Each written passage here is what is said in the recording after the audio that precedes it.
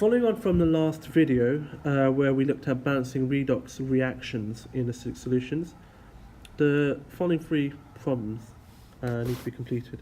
If you haven't had a look at the previous video or you'd like to have a go at doing these, pause this video now, attempt the questions, and we'll come back to the mark scheme in a moment. So go ahead and pause. Okay. If we look at HNO2 forming NO and NO2, this is an example of what we call a disproportionation reaction. What that means is that the same species is both oxidized and reduced. Let's go ahead and throw in the oxidation states. Oxygen is -2. There are two oxygens, therefore it's -4. Nitrogen +3. And hydrogen +1. We know this because the overall charge is 0 of the molecule. -2, +2. In this case, nitrogen must be +2 because, again, to make the molecule neutral, it's got to add up to 0. And NO2 is also a neutral molecule, and therefore nitrogen must be +4. So, if we took one molecule of HNO2, the nitrogen is what has changed, and the nitrogen, if we check it out, has been reduced as it has gained 1 electron. On the other side, we have HNO2 also being oxidized, and this is on account of it going from +3 to +4. It has lost an electron in this scenario. Now, this interesting way of doing the half equations here is to draw out and write out each one individually.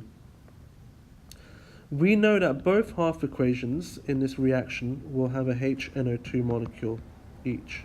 It's a disproportionation reaction. The first step, if we go and form NO, notice again I've left a gap in case I need to fill in anything. We also know that forming NO, you're adding an electron.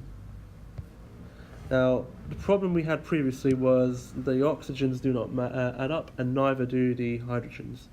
So what we can do is we can go ahead and add in a water molecule. If we reevaluate, we have 2 oxygens on the right, 2 oxygens on the left, 1 nitrogen in the middle, and 1 nitrogen in the middle. But we are lacking a hydrogen on the left. There are 2 on the right, only 1 on the left. So we can add in a H+, a single H+. That equation is balanced. The other half equation, again we start with HNO2.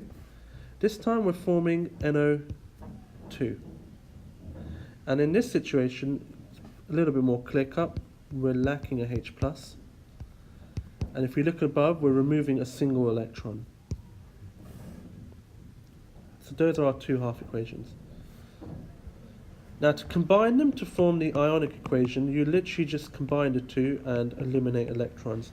Notice, as there is 1 electron in each equation, we do not need to multiply either equation to cancel out the electrons. So let's go ahead and combine them. We end up with 2HNO2, which counter those 2. We end up with a H+ on the left, an electron, NO, NO2, H2O, and a H+, and an electron. Now, if we eliminate, we can eliminate the H+'s, cancel them out. We can remove the electrons, and that leaves us with our overall equation. And our overall equation will be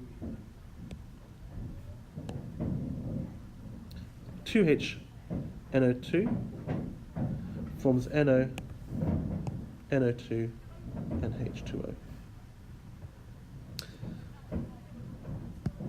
That brings to an end the second equation. In the next